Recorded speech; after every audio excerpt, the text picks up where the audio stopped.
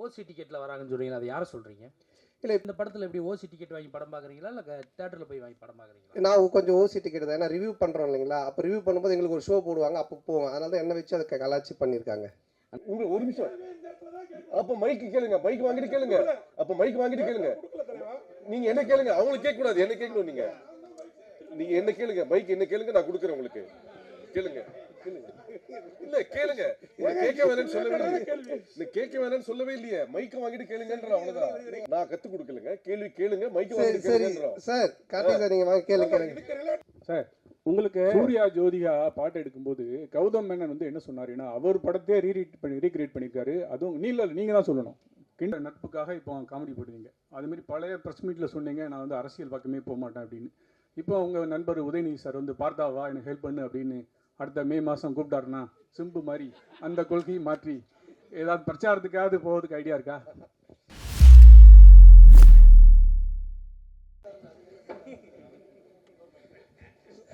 ஓடியா போயிடுவோம். முந்தினம்ல பந்திக்கு சொல்லுங்க. அதாவது இந்த படத்தில் எங்களை மாதிரி யூடியூப் ரிவ்யூவர்ஸை சாட்டையால் அடிக்கிறீங்களா, சப்போர்ட் பண்ணுறீங்களா?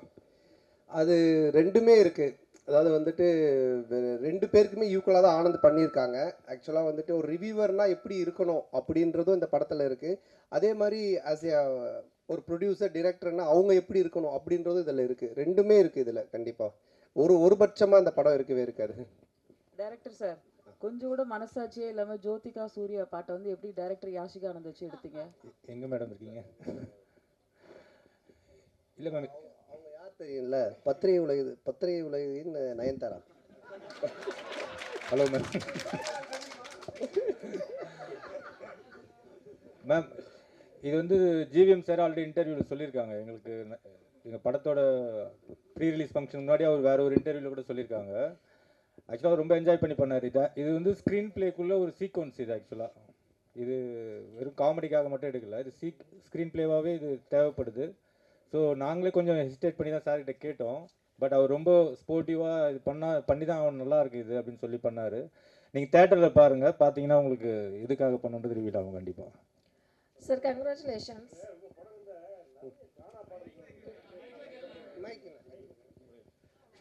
உங்கள் படங்களில் நிறைய கானா பாடல்களுக்கு முக்கியத்துவம் கொடுக்குறீங்க. அதுக்கு என்ன காரணம்? அதுக்கு இந்த ஹீரோக்களில் நீங்கள் ஹீரோவாக ஆகிட்டீங்க. அந்த மாதிரி இந்த இன்ட்ரோடக்ஷன் சாங்ஸு அந்த மாதிரிலாம் நீங்கள் இம்பார்ட்டன்ஸ் கொடுக்காம மெயினாக கானா பாடலுக்கு முக்கியத்துவம் கொடுக்கறதுக்கு என்ன காரணம்? இல்லை, தம்பி டைரக்டரும் அதுக்கு ஒரு முக்கிய காரணம். இவர் வந்து ராயபுரம், ஆனால் சொந்த ஊர் திருநெல்வேலி.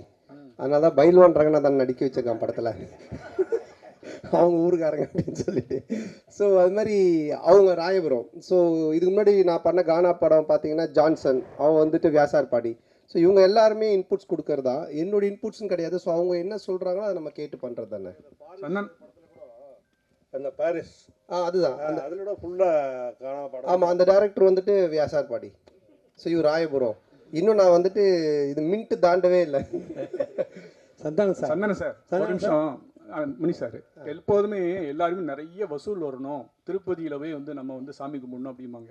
இந்த படத்தில் நீங்கள் திருப்பதி கோவிந்தாவை கிண்டல் பண்ணியிருக்கீங்கன்னு சேலத்தில் வந்து நிறைய வக்கீல்கள் வந்து புகார் கொடுத்துருக்காங்க. அந்த கோவிந்தா பாட்டு வந்து உண்மையிலே கடவுளை கிண்டல் பண்ணியிருக்குதா? அவங்களுக்கு என்ன பதில்? அதானே. இல்லை, அது வந்து கிண்டல் கிடையாது. அதாவது நிறைய பேர் நிறைய விஷயங்கள் சொல்லுவாங்க, ஓகேங்களா. இப்போ பார்க்குறவங்க எல்லாரும் அவங்களோட சஜஷன் சொல்லுவாங்க, இது சரியில்லை, அது மாற்றணும், இது பண்ணணுன்ட்டு.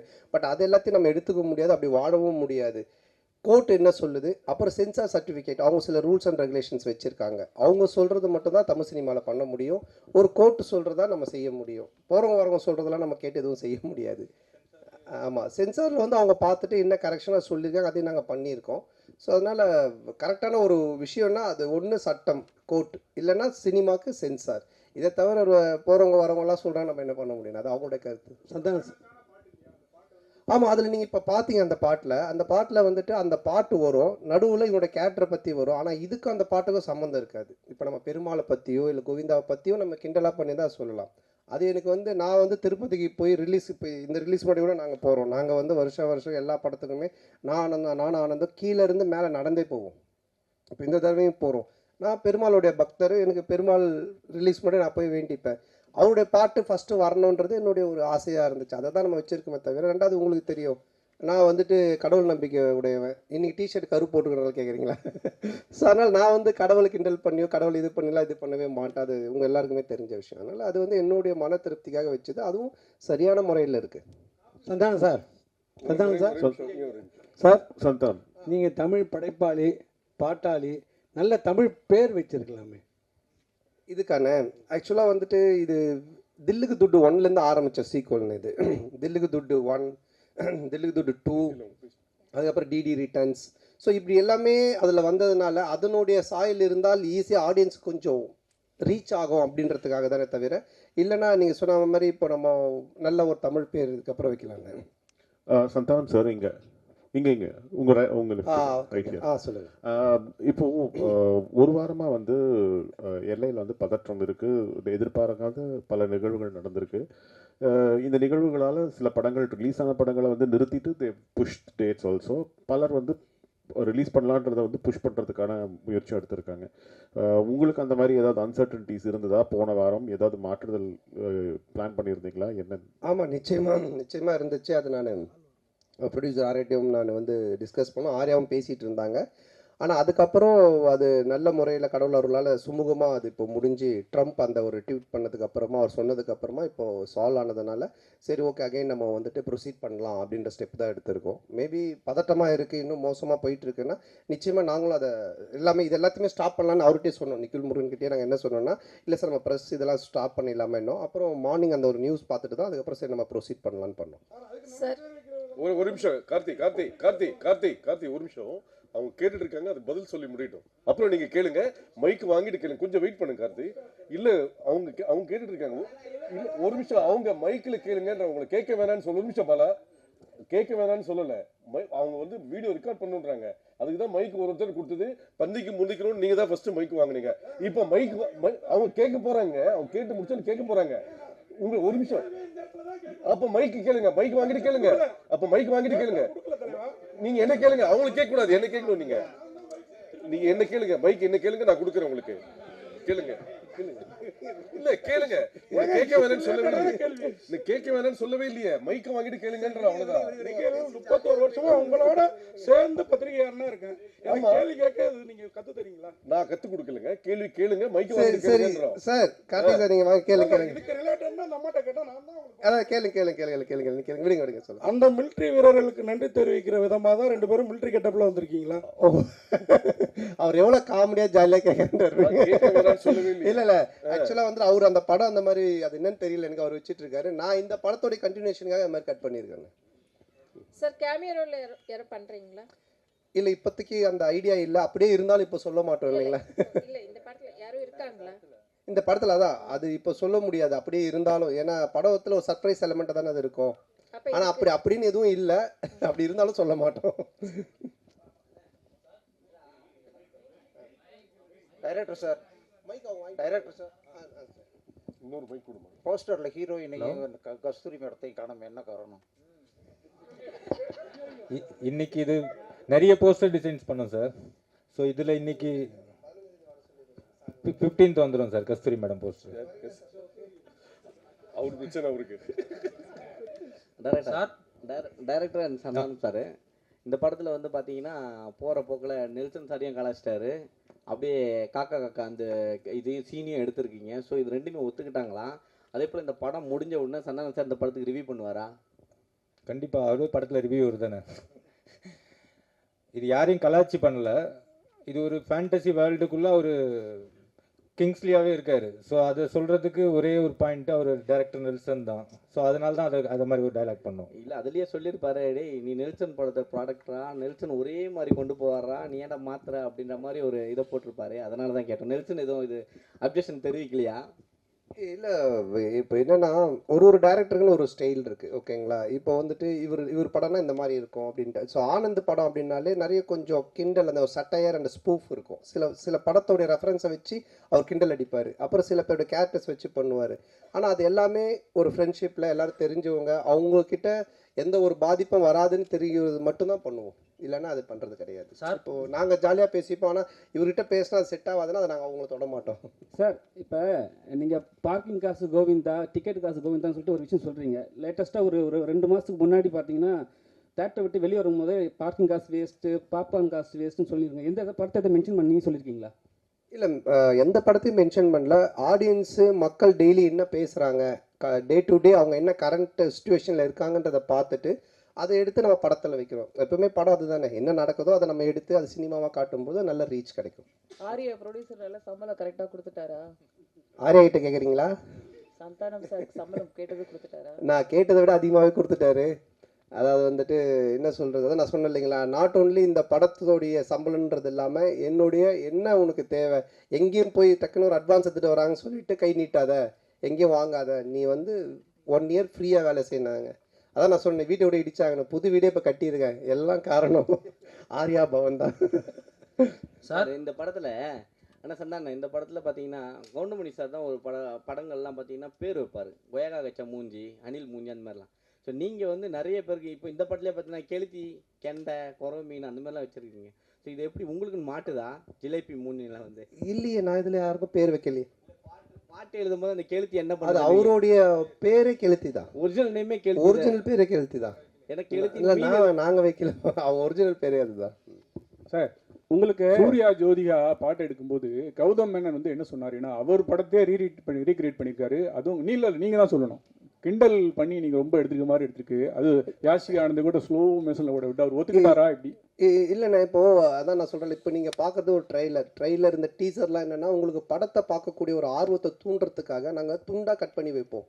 அவருடைய முன் கதை என்ன பின் கதை எதுவுமே தெரியாது. அப்போ அதை பார்க்கும்போது உங்களுக்கு ஒரு ஒரு என்ன சொல்கிறது, இது என்னவா இருக்கும், இது என்ன அப்படின்னு ஒரு கொஸ்டின் கேட்கலாம். அந்த ஒரு வைரலுக்காக தான் அதை பண்ணுறோம். பட் படமாக நீங்கள் பார்த்துட்டானுங்க அது ரொம்ப கிளியர் பிக்சரில் கரெக்டாக வரும். ஆயிரம் தான் சொல்லுங்கள், அந்த பாட்டை பார்க்கும்போது சூர்யா ஜோதியாவுக்கும் வராதா, சூர்யா ரசிகர்களுக்கும் வராதா? நீங்கள் எவ்வளோ கிண்டல் பண்ணியிருக்கீங்க? இல்லை, இது கிண்டலாகவே வராதுண்ணா. இப்போ என்னென்னா அவரு அந்த படத்தோடைய இயக்குனர், அவரு அதை பண்ணுறாரு, அது ஏன் பண்ணுறாரு, அதுக்கு ஒரு காரணம் இருக்குது. அந்த காரணத்தை சொல்லும்போது கண்டிப்பாக தப்பாக இருக்காது. நிறைய படத்தில் நிறைய ரெஃபரன்ஸ் வைக்கிறாங்க, அது கரெக்டாக அந்த கதையோட ஒத்து வந்தால் ஓகே. திடீர்னு துண்டா சும்மா வெறுப்பேற்றதாக வச்சுன்னா தப்பாக இருக்கும். ஆனால் உங்களுக்கு வந்து ஆர்யாவை ரொம்ப பிடிக்கும். இப்போ ப்ரொடியூசராக நல்லா பிடிச்சிருக்கா, நண்பராக பிடிச்சிருக்கா? ஆர்யாவையா? இல்லை, ரெண்டுமே தான். ஏன்னா நண்பனாக இருந்ததுனால தான் அந்த ப்ரொடியூசராக மாதிரி. ரெண்டு பேருமே வந்துட்டு என்ன சொல்கிறது, ப்ரொடியூசராக இருக்கும்போது சில நேரத்தில் சண்டை வரும், நண்பனாக இருக்கும்போது சண்டை வராது, அடிக்கடி கோச்சிப்பான். அது மாதிரி வந்துட்டு இது நான் சொன்ன இது மாதிரி பண்ணவே இல்லை, இது பாரு இப்படி ஆயிடுச்சுன்னு. ஃபஸ்ட் டே ஷூட்டிங்கே கால் பண்ணி நான் வந்து உனக்கு காமெடி சூப்பர் ஸ்டார் நான் சும்மா தான் பேர் வச்சேன், நீ நிஜமாலே பண்ணிகிட்டு இருக்க அப்படின்னா. ஏன் என்னென்ன வேட்டையின் ஷூட்டிங்கில் எவ்வளோ செலவு தெரியுமா அப்படின்னா, தெரியாது மச்சான் இவ்வளோ செலவு அப்படின்னா. நம்ம ஷூட்டிங்கில் எவ்வளோ செலவு தெரியுமா, எவ்வளோன்னா அதே செலவு, அதே 200 பேர், அதே இது.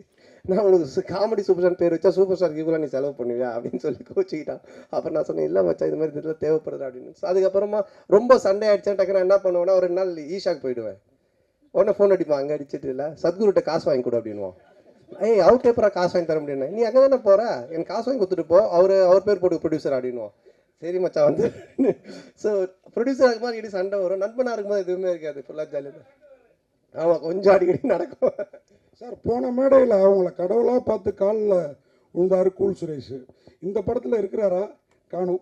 இல்லை, இந்த படத்தில் இல்லை. கடவுளை கொஞ்சம் அவருக்கு தரிசனத்தை கொஞ்சம் தள்ளி வச்சிருக்கோம். சார் இங்கே சொல்லுங்கள். ஒரு பாட்டில் வந்து பார்த்தீங்கன்னா படம் போட்டு 1 மணி நேரம் கழிச்சு வர்றாங்க, ஓசி டிக்கெட்டில் வராங்கன்னு சொல்கிறீங்க, அதை யாரை சொல்கிறீங்க? இல்லை, இப்போது நிறைய பேர் வந்துட்டு பார்த்தீங்கன்னா பப்ளிக்கில் வந்துட்டு இஷ்யூ பண்ணுறாங்க, ஏதோ ஒரு டிக்கெட்ஸ் கொடுக்குறாங்க, இல்லை ஃபேன் ஷோ போடுறாங்க, ஏதோ ஒன்று பண்ணுறாங்கன்னு வச்சுக்கோங்க. அதில் கும்பலில் சில பேர் வராங்க, வந்துட்டு அவங்கெல்லாம் சில விஷயங்கள்லாம் பேசுகிறாங்க, அது வந்துட்டு நாளைக்கு பார்த்தீங்கன்னா வைரல் ஆகுது. அது நிறைய என்ன சொல்கிறது ரிவ்யூஸ் ஷோஸில் நீங்கள் பார்த்தீங்கன்னா இருக்கும். ஸோ இப்போ இதை வந்துட்டு வைரலாக நிறைய பேர் பேசுகிறாங்க, கமெண்ட்ஸில் சொல்கிறாங்க, இவன் ஓசி டிக்கெட்டில் வந்தவன்பா, இவன் பார் லேட் அண்ட் டார்ச், இதெல்லாம் வந்து கமெண்ட்ஸில் வர்றது. அது எல்லாத்தையும் எடுத்து தான் அந்த லிரிக்கெல்லாம் கெளுத்தி எழுதுனது. ஸோ எழுதும்போது நல்லா இருந்துச்சு, நாங்கள் கேட்டோம், இதெல்லாம் லைவில் இருக்குன்னா சரி ஓகே பண்ணிட்டோம். நீங்கள் இந்த படத்தில் எப்படி ஓசி டிக்கெட் வாங்கி படம் பார்க்குறீங்களா இல்லை தேட்டரில் போய் வாங்கி படம் பார்க்குறீங்களா? நான் கொஞ்சம் ஓசி டிக்கெட் தான், ஏன்னா ரிவ்யூ பண்ணுறோம் இல்லைங்களா, அப்போ ரிவ்யூ பண்ணும்போது எங்களுக்கு ஒரு ஷோ போடுவாங்க, அப்போ போவோம், அதனால தான் என்ன வச்சு அதை கலாச்சி பண்ணியிருக்காங்க. ஆனால் சந்தானே இந்த வருஷம் பார்த்தீங்கன்னா உங்களுக்கு அதிகமாக உங்கள் நட்பு சைடில் வந்து இழப்புகள், 2 இழப்புகள், சேஷ் அண்ணன், இன்னொன்று ஆண்டனி. ஸோ இந்த படத்தில் சேஷ் இருந்தால் எப்படி இருந்திருக்கும்? ஏன்னா இப்போ இல்லை. ஸோ ஒருவேளை சேஷுக்கான ஏதாவது சீக்வன்ஸ் ஏதாவது வச்சுருந்தீங்களா? அது இல்லாமல் டிடின்ற இதுக்கு வழக்கம் போயிட்டுருக்கு. இல்லை இருக்குது, அதாவது வந்து எங்கள் டீம் எல்லாருக்குமே தான் நாங்கள் எழுதுவோம், அதில் இருந்துச்சு. ஆனால் பட்டு காலத்தின் இது அவர் இல்லை. பட் எல்லாருக்குமே எங்கள் டீமில் எல்லாருக்குமே வச்சு தான் எழுதுவோம். அந்த இப்போது கம்ஃபர்ட் ஜோனுன்னு ஒரு சில ஹீரோஸ் இருக்காங்க, அதே டேரக்டர் அதே டீமோட. இந்த ஹீரோஸ்க்கு வந்துன்னா அவங்களோட டீம் பண்ணால் கரெக்டாக இருக்கும். இதை நீங்கள் எப்படி பார்க்குறீங்க? உங்களுக்கு இதே மாதிரி தான் ஃபஸ்ட்டு பார்ட் 1, இப்போ 2, இதுக்கு அப்புறம் 3 பண்ண போகிறேன்னு சொன்னீங்க. ஸோ இதை தாண்டி நீங்கள் சந்தானமாக ஒரு ஆக்டராக, இப்போவுமே ஆக்டராக, இதை தாண்டி ஒரு லெவலுக்கு வர வாய்ப்பு இருக்கா? இல்லை இப்போ என்னென்னா படம் பார்த்தீங்கன்னா ஃபஸ்ட்டு மாதிரிலாம் ஒரு படம் பண்ணோம் டக்குன்னு இன்னொரு கதை அப்படின்லாம் கிடையாது. ஏன்னா இன்றைக்கி ஓப்பன் மீடியாவாகி போச்சு. ஓடிடி பிளாட்ஃபார்ம் வந்தோடனே ஹாலிவுட் படத்துலேருந்து எல்லா படங்களுமே ஆடியன்ஸ் எல்லாத்தையுமே பார்க்குறாங்க. ஸோ ஒரு டேரக்டரோட ட்ராவல் பண்ணி ஒன்று சிங்க் ஆகி ஒன்று வந்து செட் ஆகிறதுக்கு மினிமம் ஒரு 2-3 படம் ஆகுது. அதனால தான் டக்கு டக்குன்னு மாற்றி போக முடியல. ஏன்னா என்னுடைய சிங்க் அவருக்கு தெரியணும், அவருடைய சிங்க் எனக்கு தெரியணும். அதுக்காக தான் அந்த மாதிரி ட்ராவல் பண்ணுறமே தவிர மற்றபடி. சந்தானம் சார் இங்கே தான் திரும்பி ரைட் ஹியர். உங்களுடைய நட்பு வந்து சிம்புவோட வந்து எல்லாருக்கும் தெரிஞ்ச விஷயம். அண்ட் அவர் வந்து ஒரு ரிக்வெஸ்ட் வச்சுருக்காரு உங்ககிட்ட, நீங்கள் மறுபடியும் காமெடியனாகவும் படம் வந்து நடிக்கணும் அப்படின்ட்டு. அந்த ரிக்வெஸ்ட்டை எவ்வளோ தூரத்துக்கு நீங்கள் எடுத்துக்கிட்டு இருக்கீங்க? இனிமேல் சந்தானம் காமெடியானவும் அடிக்கடி படத்தில் பார்க்க முடியுமா? ஏன்னா உங்களுக்குன்னு ஒரு ஃபேன் பேஸ் இருக்குது, அந்த ஃபேன் பேஸ் நீங்கள் மறுபடியும் காமெடியன் ரோல்ஸும் பண்ணணும்னு எதிர்பார்க்குறாங்க. இல்லை அதுதான் இப்போ காமெடி ரோல்னால் நீங்கள் ஃபஸ்ட்டு பார்த்த சந்தானத்தை பார்க்க முடியாது நிச்சயமாக. அந்த மாதிரி ஒரு சந்தானம் இருக்காது. ஏன்னா அது இப்போவே ஆடியன்ஸுக்கு டிவியில் நிறைய ஷோஸில் நிறைய ஆதித்யா சேனல் சிரிப்பெல்லாம் பார்த்துட்டாங்க, நீங்களும் யூடியூப்பில் நிறைய பார்த்துருக்கீங்க. ஸோ புதுசாக ஒன்று பண்ணணும், அது எப்படி டிசைன் பண்ணி பண்ணணுன்றதை நானும் யோசிச்சுக்கிட்டு இருக்கேன். அண்டு எல்லா படத்துலையும் என்னால் பண்ணுவேனான்னு எனக்கு தெரியல. ஏன்னா எனக்கு ஆல்ரெடி கமிட் ஆகி ஹீரோவாக பண்ணக்கூடிய அட்வான்ஸ் கொடுத்து ஒரு 3-4 பேர் ஆல்ரெடி வெயிட்டிங்கில் இருக்காங்க. ஸோ அதுவும் நான் பண்ணணும். இப்போ அதுவே நான் ஒரு படத்தை திருப்பியும் அவங்களுக்கு ரிட்டர்ன் பண்ணிட்டு தான் எஸ்டிஆருக்காக அதை பண்ணுறேன். அவருக்கு அதை என்ன மாதிரி பண்ண முடியுன்றதை நான் இப்போ டிசைன் பண்ணிகிட்டு இருக்கோம். அதுக்கப்புறம் ஆர்யாவோட ஒரு கமிட்மெண்ட் இருக்குது. நான் வடக்குப்பட்டி ராமசாமிலே சொன்னேன் ஆர்யாவோட நான் பண்ணோம் அப்படின்ட்டு. ஸோ அந்த கமிட்மெண்ட்டும் போயிட்டுருக்கு. ஸோ அதுக்கும் பேசிகிட்டு இருந்தோம். பட் இவன் எப்போ பண்ணுவான்னு தெரியல. இவங்கிட்ட அப்படின்னா ஆர்யா கியூபுக்கே 1 week ஆச்சு தான் அனுப்புனா அப்படின்னு சொன்னேன். ஸோ ஆனந்தம் ஒரு லைன் ஒன்று எழுதியிருக்கான் எங்கள் 2 பேரை வச்சு. அதில் ஒரு கேரக்டர் ஒன்று பண்ணலான் இருக்கோம். ஸோ பண்ணுவேன் கண்டிப்பாக. ஆனால் நிறைய பண்ணுவேனான்னு தெரியாது, பழசை பண்ண மாட்டேன் நிச்சயமாக. ஆனால் இந்த கொஸ்டினோட தொடர்ச்சி தான் இது. சிம்பு சார் சொன்னார் தமிழ் சினிமாவில் காமெடி நடிகர்கள் குறைஞ்சிட்டாங்க, காமெடியும் கம்மியாகிடுச்சுன்னு சொல்கிறாங்க. அது எப்படி நீங்கள் பார்க்குறீங்க? அவர் சொன்னதுக்கு என்ன வந்து பார்க்குறீங்க, நான் எப்படி சொல்கிறேன்? இல்லை ஏன்னா அவர் உங்களுக்கு தான் சொன்னார், நீங்களாம் வந்து ஆக்டர் ஆகி போயிட்டீங்க, ஹீரோ ஆகி போயிட்டீங்க, ஸோ வந்து தமிழ் சினிமாவில் காமெடி கம்மியாகிடுச்சுன்னு சொன்னார். இல்லை என்கிட்ட அவர் பர்சனலாக சொல்ல பப்ளிக்காக எல்லார்கிட்டையும் சொன்னார். அப்போ நீங்கள் நடிக்க வாங்கன்னு கூப்பிட்டா நான் அதுக்கு எஸ்ன்னு சொன்னேன். அதை நான் எப்படி சொல்ல முடியும்? அரே சார்பட்டா பயங்கர ஹிட்டு, பிளாக் பஸ்டர், செகண்டும் வரப்போகுதுன்றாங்க. அதில் நீங்கள் இருக்கீங்களா? இல்லை அடுத்த படத்துக்கு ப்ரொடியூசராக காலத்தில் இறங்க போகிறீங்களா சந்தானம் சார் வச்சு? இல்லை இப்போ சார்பட்டா வந்து ஆகஸ்ட்லேருந்து ஷூட்டிங், இப்போ பார்ட் 2. இப்போ வந்து வேட்டும் ரஞ்சித் சார் அந்த படம் ஷூட்டிங் போயிட்டுருக்கு. ஸோ கண்டிப்பாக அது ஆகஸ்ட்லேருந்து பார்ட் 2 ஸ்டார்ட் பண்ணுறோம். சார் நீங்கள் ப்ரொடியூஸ் பண்ணதுக்கப்புறம் சந்தானம் சார் நீங்கள் சொன்ன மாதிரி கேட்க ஆரம்பிச்சாரா, இல்லை அவர் சொல்கிறது நீங்கள் கேட்க ஆரம்பிச்சிங்களா? ஏன்னா பாட்லேயே சொல்லியிருப்பாரு. இந்த படம் பொறுத்த வரைக்கும் என்ன, ப்ரொடியூசர்னு பேர் தான், பண்ணதெல்லாம் இவர் தான். ஏன்னா அதான் சொன்னல, ஃபஸ்ட் டே ஷூட்டிங் போய் அந்த செலவு லிஸ்ட் எடுத்து பார்த்தேன். டேய் உண்மையான கப்பலில் ஷூட் பண்ணாலும் இவ்வளோ செலவாகுதுடா அப்படின்னு சொன்னேன். பட் நான் அதாவது சொன்ன மாதிரி இந்த படம் அப்படி எடுத்திருந்தா தான், இப்போ நீங்கள் அந்த குவாலிட்டியாக எடுத்திருந்தா தான் அது அதோட அவுட்புட்டு அது தேவைப்படுது. பட் அது வந்து எவ்வளோ பெஸ்ட்டாக, எவ்வளோ எஃபிஷியண்ட்டாக ப்ரொடக்ஷன் சைட்லேருந்து எவ்வளோ கம்மியாக நம்ம பண்ண முடியுமோ, அது வந்து கம்மின்னா வேஸ்டேஜ் இல்லாமல் எங்களால் எங்களோட எக்ஸ்பீரியன்ஸ் டீமை வச்சு அது மேக்ஸிமம் வேஸ்டேஜ் கட் பண்ணி அது பெஸ்ட்டாக பண்ண முடியாத அளவுக்கு பண்ணியிருக்கோம். பட் எதுவுமே நான் கண்ட்ரோல் பண்ணது, நான் ஒன்று தான் அவர்கிட்ட சொன்னேன், எது தேவையோ பண்ணு, கண்டிப்பாக பண்ணாமல் இருக்காத. ஸோ அப்படி தான் இது பண்ணது. பட் ஃபுல்லாக பண்ணது அவர் தான். சந்தானம் சார், நீங்கள் காமெடி வெளிப்படத்தில் பண்ண மாட்டேன் அப்படின்னீங்க, சிம்புவோட நட்புக்காக இப்போ காமெடி போடுவீங்க. அதுமாரி பழைய ப்ரெஸ் மீட்டில் சொன்னீங்க நான் வந்து அரசியல் பக்கமே போக மாட்டேன் அப்படின்னு. இப்போ உங்கள் நண்பர் உதயநிதி சார் வந்து பார்த்தாவா எனக்கு ஹெல்ப் பண்ணு அப்படின்னு அடுத்த மே மாதம் கூப்பிட்டாருன்னா சிம்பு மாதிரி அந்த கொள்கையை மாற்றி ஏதாவது பிரச்சாரத்துக்காவது போகிறதுக்கு ஐடியா இருக்கா? சரி, அரசியலை பொறுத்த வரைக்கும் சார் யார் கூப்பிட்டாலும் யார் இது பண்ணாலுமே ஒரு விஷயம் தான் நான் வந்து தெளிவாக சொல்கிறது என்னென்னா, நீங்கள் உழைச்சா உங்களுக்கு சாப்பாடு, நான் உழைச்சா எனக்கு சாப்பாடு, இதை தவிர வேறு எதுவுமே கிடையாது. பட் நட்பு ரீதியாக சில விஷயங்கள் இருக்குது, இதெல்லாம் பண்ண முடியும், இதெல்லாம் பண்ண முடியாது. இப்போ நான் சிம்பு சார் எஸ்டிஆரில் என்ன கூப்பிட்டாலும் இப்போ அவர் வந்து சந்தானத்துக்கு கம்ஃபர்டபுளாக என்ன காமெடி பண்ண முடியும், அவருக்கு என்ன செய்ய முடியும் கேரக்டரா அப்படின்ற அந்த ஃப்ரீடம் எனக்கு கொடுத்துருக்காரு. அதையே பழசு அதையே பண்ணணும் அப்படின்னு அவர் எனக்கு ஃபோர்ஸ் பண்ணல, இல்லை அந்த மாதிரி ஒன்று சொல்லலை. அது மாதிரி உதய் சார் கூப்பிட்டாலும் அதுக்குன்னு சில எனக்கு இந்த கம்ஃபர்டபுள் ஓகே, இதை நான் பண்ண முடியும், நான் வந்து சொல்ல முடியும், இதெல்லாம் எனக்கு ஓகேனா நான் நிச்சயமாக போய் பண்ணுவேன். சார் சந்தானம் சார், அடுத்த வாரம் பார்த்தீங்கன்னா நீங்கள் நடித்த படம், சூரி நடித்த படம், யோகி பாபு நடித்த படம், உங்களுக்குள்ளாரே ஒரு போட்டி வந்துடுச்சு. அது எப்படி பார்க்க? ஏன் மற்ற இன்னொருத்தர் விட்டுட்டீங்களே, டாம் க்ரூஸ், மிஷன் இம்பாசிபிள், அவரே சேர்த்துக்குங்க. ஹாலிவுட்ல விட்டுட்டீங்க. அப்புறம் ஃபைனல் டெஸ்டினேஷன், அந்த ஹீரோ பேர் என்ன, ஹீரோயின் பேர் என்ன, பேர் தெரியல, அவங்களே சேர்த்துங்க. 5 பேர். தமிழ்நாட்டை விட்டு அதனால தெரியல. ஸோ அதனால் எல்லாரையும் சேர்த்துங்க. மொத்தமாக எல்லோரும் காம்படிஷன்னால எத்தனை படம் வந்தாலும் ஓடும் சார், நல்லா இருந்துச்சுன்னா. சார் ஆர்யா சார், நீங்கள் இதில் ப்ரொடியூசராக மட்டும் ரோல் பண்ணுறீங்களா, இல்லை ஏதாவது ஒரு சின்ன கேமியோ ரோல்? இல்லை சார் ஒன்லி ப்ரொடியூசர் ரோல் மட்டும்தான். ஆனால் சந்தானே, என்னதான் படம் கஷ்டப்பட்டு எடுத்தாலும் ரிவ்யூவர் வந்துட்டு முதல் நாளே கிளியும் கிழிச்சு தொங்க விடுவாங்க. இதை எப்படி பார்க்குறீங்க? ஏன்னா ரொம்ப கஷ்டப்பட்டா எடுக்கிறோம் எல்லாருமே. ஸோ ஏதாவது மிஸ்டேக் வரும். இல்லை, அதை பார்க்கறத விட உங்கள் 2 பேர் தான் நான் பார்க்குறேன். மாற்றி மாற்றி ஏதாவது ஒரு பிரச்சனை பண்ணுன்ட்டு இந்த இன்னிக்கல் இப்போ இந்த இன்னிக்கல் 2 பேர் பண்ணுறதா நான் நல்லா பார்த்துக்கிட்டு இருக்கேன்.